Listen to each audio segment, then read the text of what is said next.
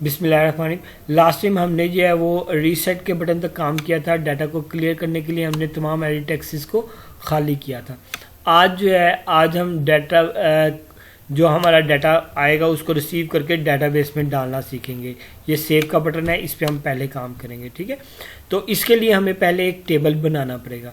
ठीक है, तो डियर स्टूडेंट इसको देख लें। एक टेबल बनाने का भी तरीक़ेकार यही है, सारे टेबल बनाने का जितने मर्जी आप टेबल बना सकते हैं एसक्यूएलाइट में, यही तरीक़ेकार है। इसको नोट कर लीजिएगा। सबसे पहले ऐप में जाते हैं, ऐप में जाकर प्रोजेक्ट में जाके ये देखिए जावा की जो फाइल्स बनानी है आपने, वो जावा के फोल्डर में ये आपका जो पेरेंट आप बनाएंगे क्लास, उसके लिहाज से उसकी बन जाएगा फोल्डर। वहाँ पर आपने जो है वो क्लास बनानी जावा की, राइट क्लिक करें।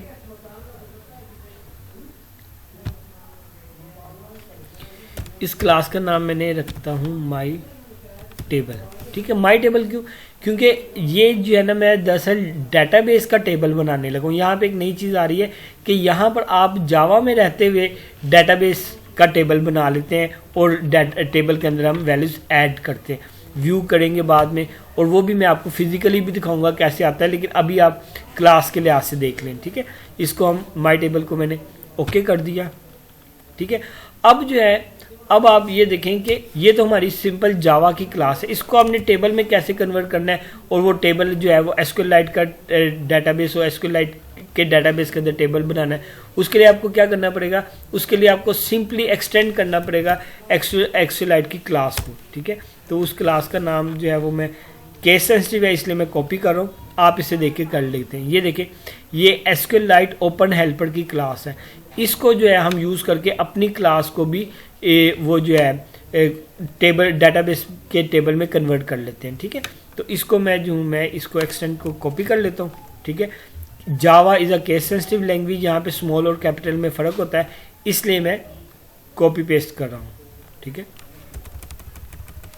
जैसे मैं कॉपी पेस्ट करूँगा ये देखें, ये कह रहा है कि ये जो है इसके लिए आपको इस पैकेज को इंक्लूड करना पड़ेगा। जी मैं इसको इंक्लूड कर लेता, इंपोर्ट कर लेता हूँ।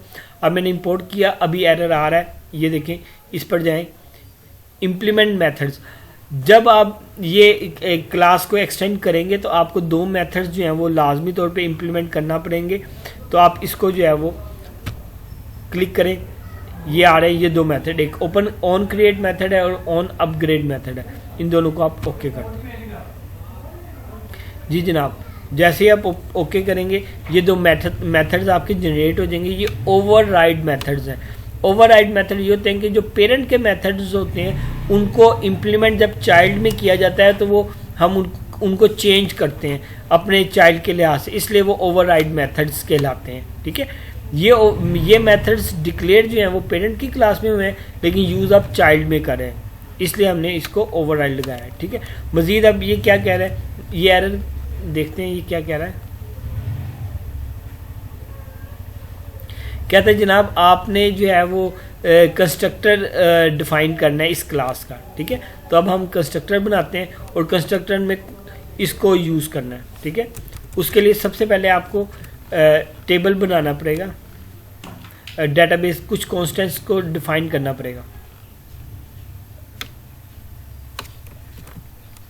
इसको कॉपी करके वापस कार मैनेजर में आता हूँ। ये कार मैनेजर का माई टेबल का की क्लास है। ये असल में टेबल बना रहा हूँ माई टेबल का, डाटाबेस का। ये देखें, इसमें हमने सबसे पहले ना डाटाबेस का नाम बताना है, स्ट्रिंग डाटाबेस का नाम मैं कहता हूँ my car date.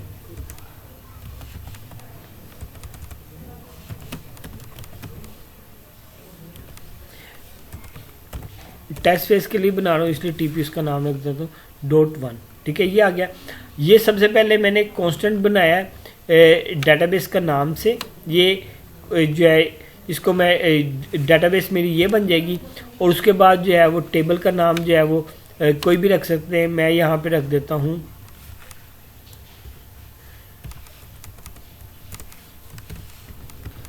Person patient table. ठीक है, ये मैंने नाम बड़ा रखा है क्योंकि मैं यहाँ पे दोनों क्लासेस को इकट्ठे कंबाइन करके यूज़ कर रहा हूँ, पर्सन पेशेंट टेबल। ठीक है, ये हो गया। अब इस के अंदर जितने आपके कॉलम्स हैं, जैसे आप ये देखें पेशेंट के अंदर आप यहाँ पे जाएं कंस्ट्रक्टर में, यहाँ पे person ID, name, gender, age, disease, blood pressure और टेम्परेचर, ठीक है, ये सारे जो हैं ये इसके डिफरेंट क्या हैं डाटा मेंबर्स हैं, ठीक है। इन्हीं को हमने वहाँ पर जो है वो एज ए कॉलम, टेबल के अंदर कॉलम में हमने इसको शो करवाना, ठीक है। तो मैं इसको यहाँ पे कमेंट करके रख लेता हूँ ताकि मुझे पता चल जाए यहाँ पे ये है, ठीक है। तो 1 2 3 4 5 6 7 मेरे कॉलम्स बनेंगे, ठीक है। तो मैं पहले उनको कर लेता हूँ कॉपी 7 कॉलम्स को।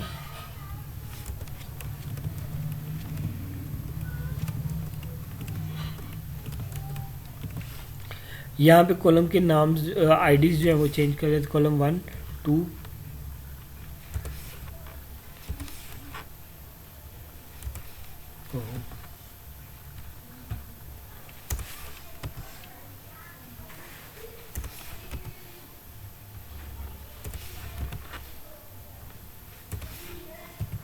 ठीक है। ये मेरे 7 कॉलम्स हो गए।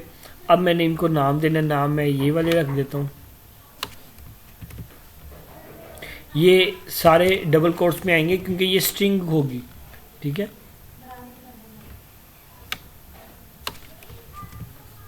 नेम,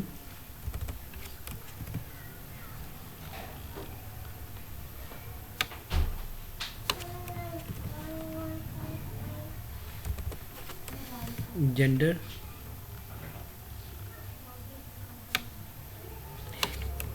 ये इंटीजर में है, ये हम आगे जाके इसको कॉलम की जब डाटा टाइप बताएंगे तो तब जो है क्रिएट, जब टेबल क्रिएट करने लगेंगे तब हम इसकी डाटा टाइप बताएंगे इंटीजर में, ठीक है।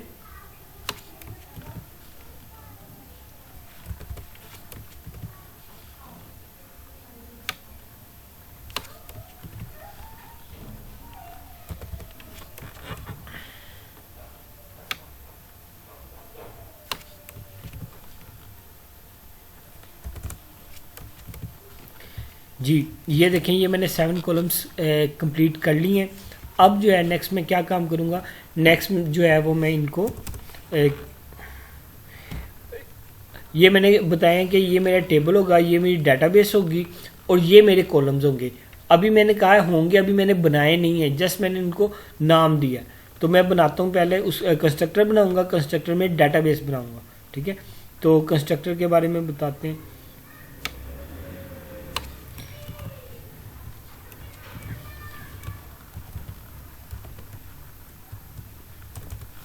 ठीक है, कंस्ट्रक्टर को देख लें, कंस्ट्रक्टर में से कॉन्टेक्स्ट पास करना है क्या, आप 1 मिनट।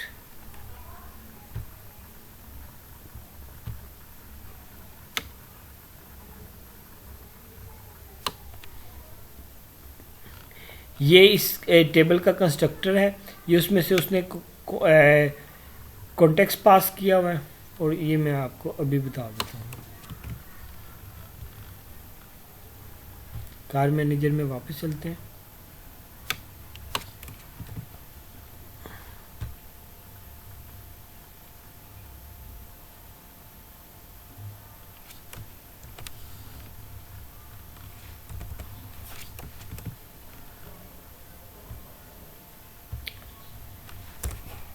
ये देखें, ये माई टेबल की क्लास है, ठीक है, यानी कि ये उसका मेथड है, ये कंस्ट्रक्टर है। कंस्ट्रक्टर के अंदर से मैंने कॉन्टेक्स्ट की क्लास का ऑब्जेक्ट पास किया है और यानी कि ये किस पेज में हम यूज़ करेंगे उसके मुतालिक बता रहे हैं। और यहाँ पर मैंने डेटाबेस को बनाया है। यहाँ पे ये जो है हमारी डेटाबेस क्रिएट हो रही है, नल है और वर्जन उसका भी मैं कर देता हूँ करंट वर्जन है, ठीक है। ये पैरामीटर आपने पास करने कंस्ट्रक्टर में से, ये हमारा कंस्ट्रक्टर है और ये उसके डेफिनेशन है कंस्ट्रक्टर की, ठीक है। अब जो है हम आगे जाते हैं। अब ऑन क्रिएट मेथड में यहाँ पर हम जो है वो डेटाबेस के अंदर टेबल क्रिएट करेंगे कोडिंग के थ्रू, ठीक है। तो हम सारा काम जावा पे ही करेंगे, हमें डेटाबेस में अलग से काम करने की ज़रूरत नहीं है, ठीक है। हमने डेटाबेस में अभी डेटाबेस बना चुके हैं यहाँ पे कंस्ट्रक्टर के अंदर। अब हम ऑन क्रिएट मेथड में टेबल बनाएंगे।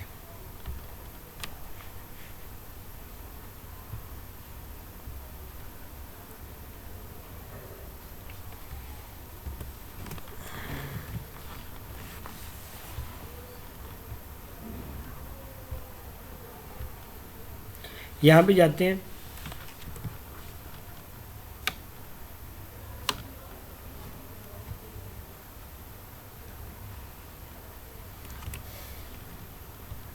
मैं इसको कमेंट में कर देता हूँ ताकि मैं इधर से देख के खुद काम करूँ। ये मेरा कमेंट है, ठीक है, इस पे अभी मैंने कोई काम नहीं किया। यहाँ पे जाते हैं, ये हमारी डेटाबेस का एक क्लास है एसक्यूएलाइट डेटाबेस और उसका ऑब्जेक्ट है एसक्यूएलाइट डेटाबेस, ठीक है। इसको मैं आसानी से कन्वर्ट करने के लिए मैं इसको कहता हूँ माई डीबी, ठीक है, माई डीबी डॉट, इसका मेथड है एग्जीक्यूट एसक्यूएल, ठीक है। इसका मेथड कॉल किया, मेथड यानी फंक्शन कॉल किया। इसके अंदर से जो है ना, अब हम वो पैरामीटर पास, फंक्शन पास करेंगे, जो भी हमने क्लास जो चीज़ बनानी है। यहाँ पे मैं क्यूरी लिखूँगा डेटाबेस को के अंदर टेबल क्रिएट करने की, तो वो है होती है क्रिएट टेबल, ठीक है। और टेबल का नाम आप देना चाहते हैं तो टेबल का नाम डायरेक्ट दे सकते हैं, मैं टेबल का नाम डायरेक्ट दे देता हूँ।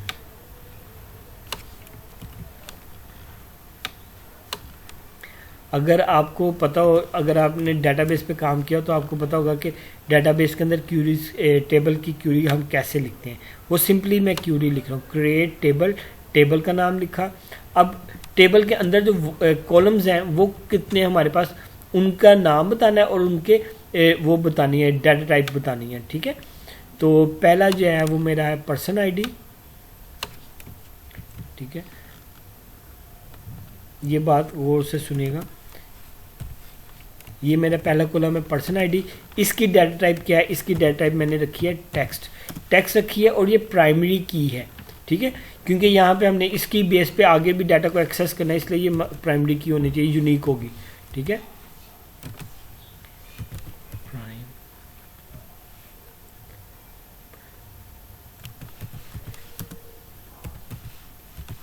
ये हमारा प्राइमरी की का कंस्ट्रेंट लगा, स्पेलिंग मेरे ख्याल से गलत आ गया, ये प्राइमरी आ गया, प्राइमरी की, ठीक है। जो डेटाबेस है ना कोई भी, वो केस सेंसिटिव नहीं है, इसलिए मैंने आधा कैपिटल लिखा स्मॉल लिखा तो उसने एरर नहीं दिया, इसका मतलब ये ठीक है, कोई बात नहीं, चलने दें, ठीक है। प्राइमरी की आ गया, प्राइमरी की में जो है वो ऑटो इंक्रीमेंट नहीं होगा क्योंकि ये जो है ये हमारा स्ट्रिंग है, स्ट्रिंग ऑटो इंक्रीमेंट नहीं होती है, ठीक है।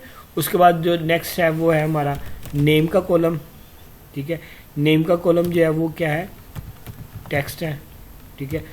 ये देखें, ये जो नाम है यहाँ पे वो मैं वो उठा रहा हूँ, उनकी डाटा टाइप बता रहा हूँ इसी तरह से, और कोमा लगा रहा हूँ, कोमा का मतलब अगला कॉलम, ये दूसरा कॉलम आ गया, उसके बाद कोमा तीसरा कॉलम, तीसरे कॉलम की वैल्यू टेक्स्ट है, फिर चौथा कॉलम।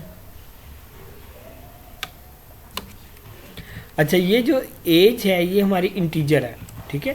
तो हमने उसे बेशक वहाँ पे स्ट्रिंग में लिखा हुआ है, लेकिन यहाँ पे आपने टेबल में उसको यहाँ पे इंटीजर में लिखना है। उसका आपको फ़ायदा क्या होगा कि जब आप इसमें पुट करने लगेंगे, अगर ये नॉन इंटीजर हो गई, ये ऑटोमेटिकली एरर दे देगा, तो हमें वहाँ से फिर ऑटोमेटिकली पता चल जाएगा, हमें परेशान होने की ज़रूरत नहीं है।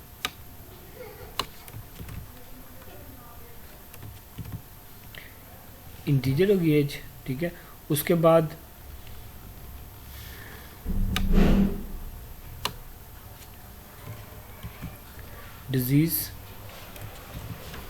डिजीज़ को टेक्स्ट कर लें, ठीक है। उसके बाद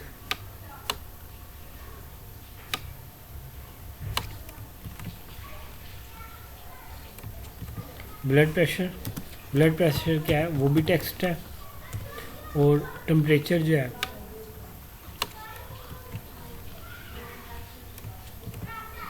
वो भी हमारा टेक्स्ट हो जाएगा, ठीक है। तो ये मैंने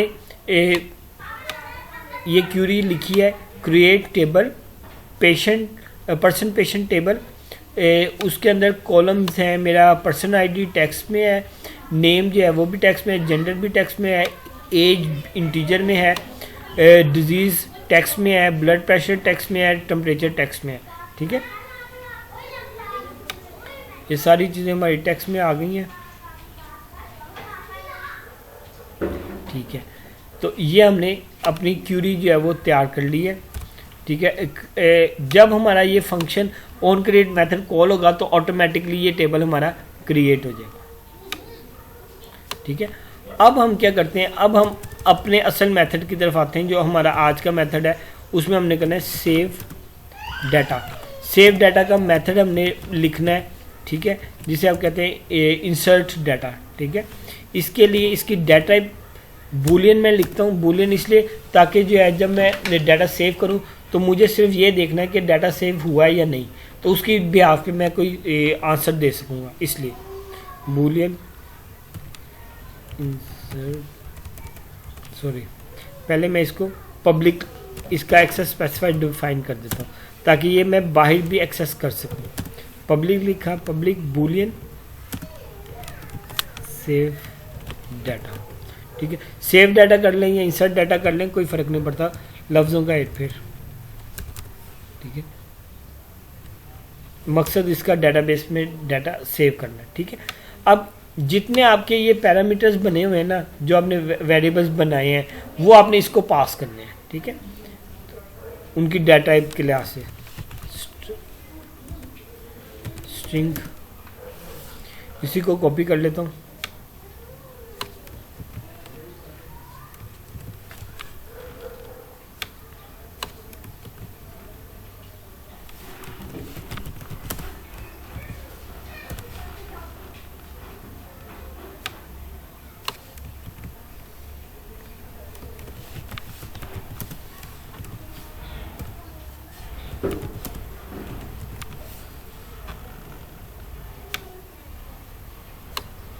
इंट एज हो गया और डिजीज कोमा, कोमा ज़रूरी है वरना वो एक ही समझेगा पैरामीटर, वो फिर एरर दे देगा।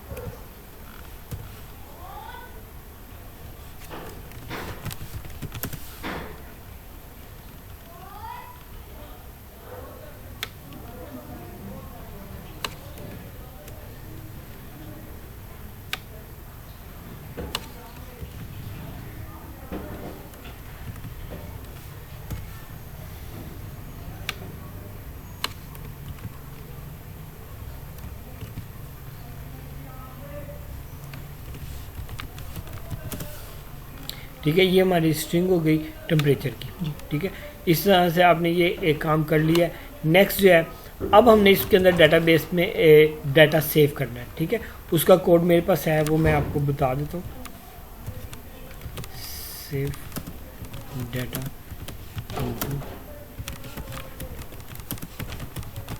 इधर हम डेटाबेस का सेव का कोड लिखेंगे। ठीक है, आप लोगों ने मेथड यही रखना है हमेशा, तरीक़ेकार यही होगा। फ़र्क सिर्फ क्या होगा, फ़र्क सिर्फ ये होगा कि ये जो है ना क्या कहते हैं, टेबल के कॉलम्स का ना नेम डिफरेंस होगा, कॉलम की वैल्यू डिफरेंट होगी, बाकी फंक्शन आपका सेम होगा। ठीक है, तो इसलिए आपको कोई परेशानी की ज़रूरत नहीं है।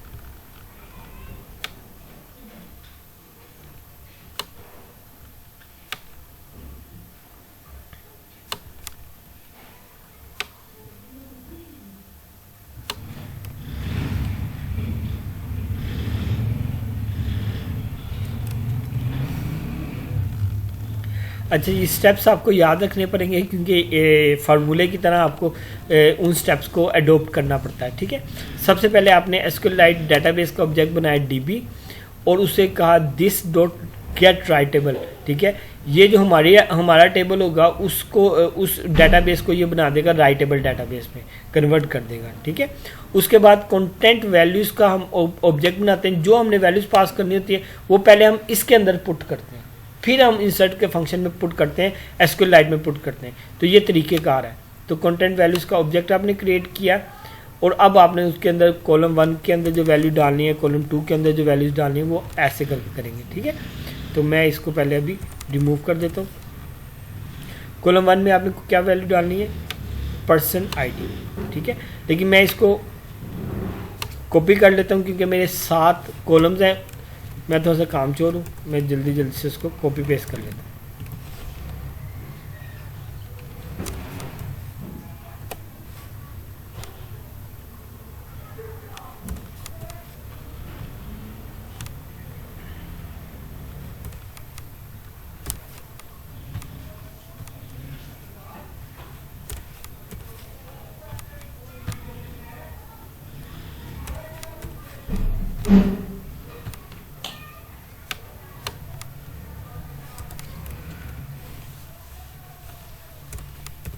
ठीक है। अब ये जो कॉलम 7 तक आपने 7 कॉलम्स पहले ऊपर बताए हुए थे ना, उनमें वैल्यूज़ कहाँ से आ रही है, उनमें वैल्यूज़ आपने डालनी ये वाली, ठीक है। तो आप बारी बारी वैल्यू डाल लो। पहले कॉलम में कौन सी डालनी है वैल्यू, पर्सन आईडी, इसलिए मैंने तरतीब रखी है ताकि मुझे ये बार बार याद रखना ना पड़े। पर्सन आईडी आ गया, फिर उसी तरतीब से मैं ऐड करूँ, ये याद रखिएगा। छोटी छोटी सी चीज़ें हैं जिनको आपने जहन में बिठाना है, रट्टा नहीं मारना, जहन में बिठाना है।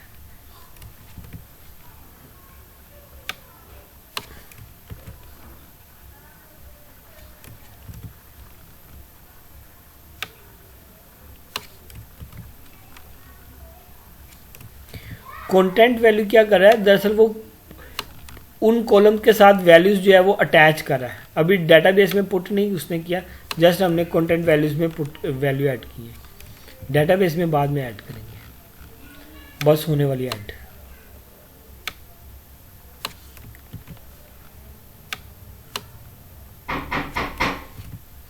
हाँ जी, ये ऐड होगी। उसके बाद जो है वो नेक्स्ट हमने क्या करना है, नेक्स्ट हमने सिर्फ डेटाबेस में डाटा इंसर्ट करना है। उसका एक कोड जो है वो मैं छोटा सा कर लेता हूँ। ये देखिए, इसमें क्या किया आपने, सिर्फ जो है ना यहाँ पे आपने बताना है कि ये कंटेंट वैल्यू है।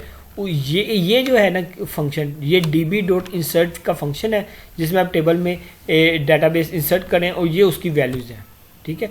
और आप नीचे से चेक करें कि अगर ये हमारा डेटाबेस का रिजल्ट -1 हुआ तो इसका मतलब है डेटाबेस में डाटा फॉल्स है, डेटाबेस में डाटा नहीं गया। ट्रू का मतलब है डेटाबेस में डाटा चला गया, ठीक है। उम्मीद करता हूँ आपको ये चीज़ समझ आ गई होगी।